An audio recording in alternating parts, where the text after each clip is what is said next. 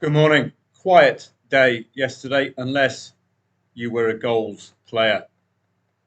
Just have some trust issues in some of the matches yesterday in the Obos-Ligen. But look at those goals. Both teams scoring in every single match.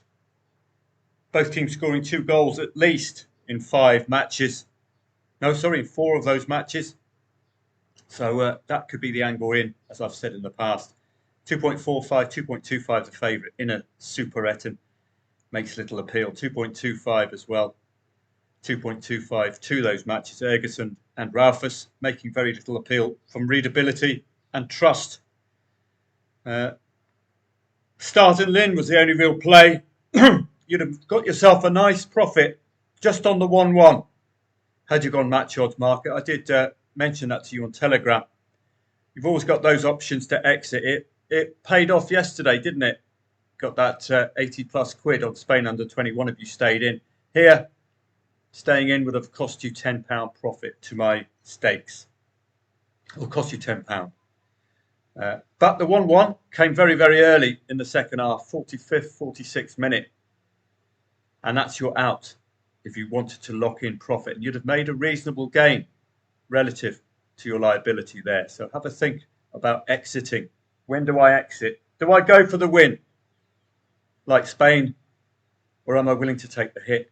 Because I deliberately set up the match odds so there's a small loss on the draw to keep you interested in the odds-on favourite getting the win. And I don't think there was any wrong answer yesterday. If you're looking at the goal, it's pretty much the whole of the second half for a 1.65 favourite to get the goal, which they didn't. So it's the luck of the draw. Spain comes off, others don't. I've had other 3-figure wins come off as well with last gasp goals. So if you do stay in, risk reward. Looking at today's football, and this is just the Irish Premier Division today. Euro under 21s return tomorrow. Drogs against Shamrock Rovers. Well, this season Drogheda have 3 defeats. 2 of them have come against Shamrock Rovers. Now, is it going to be as simple as that? Do we suddenly expect a turning of the tide? Shamrock Rovers, interestingly enough, they've had 3 defeats. 2 of those have come against a top 2 side, and they are playing third today. But they do have those 2 head-to-head wins, Shamrock Rovers, and I think that could be enough. They're on a run of both teams scoring in away wins. That could see Drogheda get on the score sheet, but certainly if Drogheda score first, I would be considering laying them with a small back of Shamrock. St. Pat's and Shelbourne, both sides are in very, very poor form. St. Pat's, I think, only 2 wins in 11, or only 3 wins in 11. Shelbourne, only 2 wins in 11 coming into this match. But the notable element of this is that St. Pat's are unbeaten in 10 at home. So entering this match against Shelbourne, do you expect St. Pat's to continue their unbeaten home run? They were pretty poor in their last home match when they were odds-on favourite. They did end 1-1. They did come from behind, get an equaliser. So in that regard, they were a profitable trade, but they didn't get that second goal, which we did expect. With no win in 6 away and an inability to beat the top 7 away from home yet this season, Shelbourne, it does set this up nicely for St. Pat's, but you can tell the market's odds. Do please bear in mind what the market concludes. 2.25 is a very lukewarm home favourite. So 2 sides out of form. Good luck with that. FIFA World Cup, it's on at the wrong time, but 8 o'clock, well, you'll be capturing the Irish Premier Division. Chelsea against Los Angeles FC. 1.18 should do the business, shouldn't they? It's a Mickey Mouse Cup, but you could get a good trading odds there. 1.18 suggests 3+ goals, etc. But it's pre-season, so take your medicine if it doesn't come off. Boca Juniors and Benfica could be a nice tight affair. That would be well worth watching at 11. But I'm clutching at straws now. It's a quiet day on the football. Tennis continues on the road to Wimbledon, and you can see we've got some high-class tennis today. You can tell it's high-class because the Tennis 24 are doing reviews, so excellent. Now it's looking at Herta Deccan de Bosch. And Taylor Fritz, you always have this in the back of your mind with Taylor Fritz. He is an excellent, excellent player. Would you have taken on that Taylor Fritz first set lead? You'd have got a good run for your money from Zverev, wouldn't you? But it looks as if this was one of those matches where in the second set, no one player managed to break serve. Am I right? Well, lost serve at the end there, but that's the first set, sorry. Set 2. No break of serve. So if you laid Taylor Fritz after winning the first set in the expectation that a German in Germany in the final would fight back, well, when do you get out? Simple as that. That's not an angle either, because a complete capitulation for the tiebreaker. So I think I would have played that one yesterday, but in a losing position. But still, it makes logical sense, doesn't it? Laying a first set winner in a final against a German in Germany. And you can see we still continue without a 2-1 scoreline.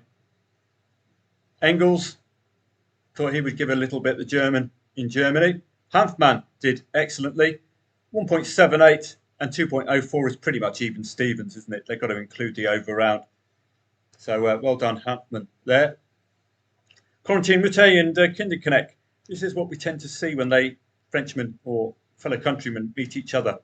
Possibility of a 3-setter, which is indeed what we got. Similar story with the Aussies, but we got a very strong favourite here.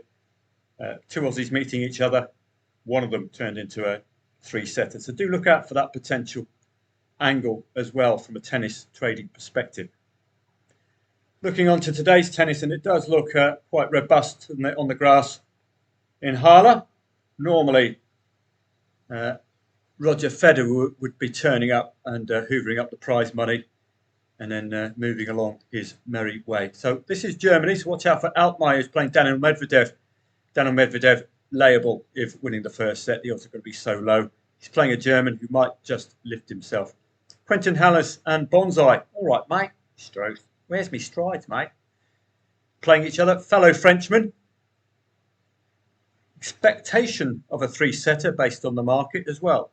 So could be one to lay the first set winner. They'll know each other and their game very well. Stefanos Tsitsipas is becoming a bit of an old Arthur Daly of tennis. When I back him, he loses.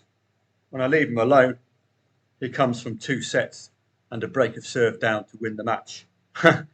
So he's one of those Arthur Dalys, Manchester United type sides, very a player, very unreadable.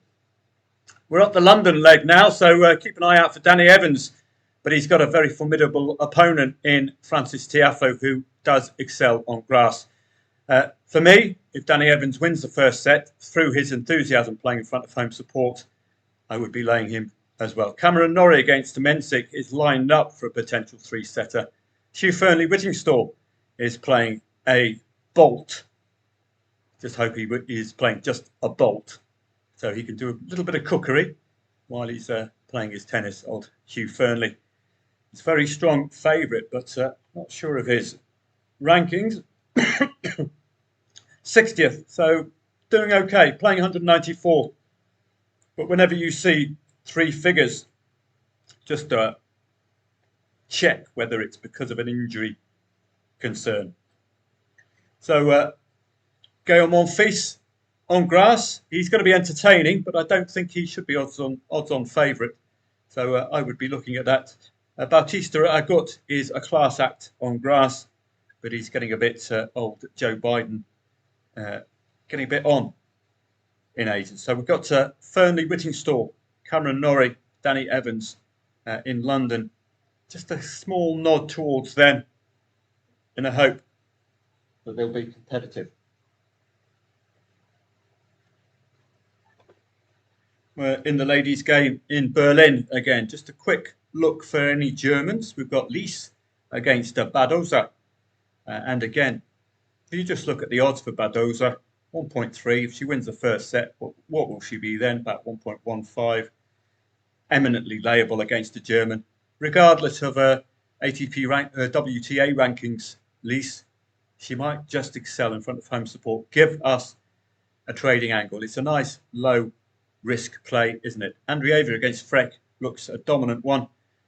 Sofia Kenin, Masarova, Ons Jabeur. I like her as a trading player as well. If she loses the first set, she does tend to fight back and get that second one. Kostyuk Navarro is set up to be a three-setter. Or you can think of that as looking at a football match, 2.4, the favourite. It's impossible to pick. So it could as easily be a 2-0, 0-2 as a 2-1. But normally with 1.8 odds, you would expect a three-set match. But there haven't been that many three-setters, have there, in the last few days? So the tennis is warming up nicely. Football is quiet. But we've got the Euros continuing on tomorrow.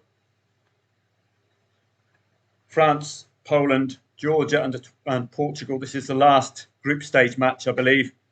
Spain and Italy. Italy might need to get something out of this match against the Spanish under-21s. We can have a quick look at the standings, why don't we? Preempt tomorrow. So Spain and Italy already through. So that is dead rubber territory. I would expect the management to be looking to change the squads, wouldn't they? Romania and Slovakia. Nothing these two can do to wriggle out of it. Two dominant forces in Group A. They were always going to be up against it. Romania, a bit of a hard luck story. They've been very good defensively, but just 1-0 Italy, 2-1 Spain, just crossing the line. England are yet to qualify because of that 0-0 yesterday. Not playing today, so let's go and have a look at the next group, which will be Group C. Portugal top the lot. Georgia under-21 are third. So this is a must-win for both teams, pushing for first place. Georgia under-21 can get it. So that 1.33 for me is far too short with that context in mind and the context of Portugal failing to score in their opening match, but they have kept two consecutive clean sheets. This is all for tomorrow, so I better curb my enthusiasm. Well, let's have a look at the last three matches. Romania, Slovakia, we know, is a dead rubber, and Spain, Italy. France, Poland, you can see there. It's still to play for the Poles. No, it's not. They've been very unlucky. They dominated their opening match. Still to play for Georgia. France under-21 will nail the Group C spot, top two spot, which is all important with a win. So it's, let's have a look. France under-21 playing an unmotivated Polish side should really put it to the sword. But that 0-0 in their opener is a slight concern. So very, very interesting football there tomorrow. Last day of the group. So you look for motivation. Have a great day today in what is a very quiet evening. Top three clash, Drogs and Shamrock. I think it's top three-ish. Both sides have lost two matches to the same side, albeit in the top two. So fellow strugglers. Drogheda have lost two head-to-heads to Shamrock this season. Is that enough to keep you interested? St. Pat's unbeaten in 10 at home, but awful recent form for both of these two. 3-11, 2-11. It's a horror show. You trust in the home form. Chelsea against LA at 8 o'clock might offer you a little bit of fun. Might see John Travolta out there. Are they going to get Kirk Douglas out? Maybe have a run as a running left back. Quentin Tarantino, centre midfield, I would say, just pulling his troops. Who else? Steven Spielberg. Goalkeeper, I would say. Yeah, got good eyesight. So watch out for Los Angeles FC. Could be good stuff. It is pre-season, but could be tradable. Have a great day. I'll see you again tomorrow.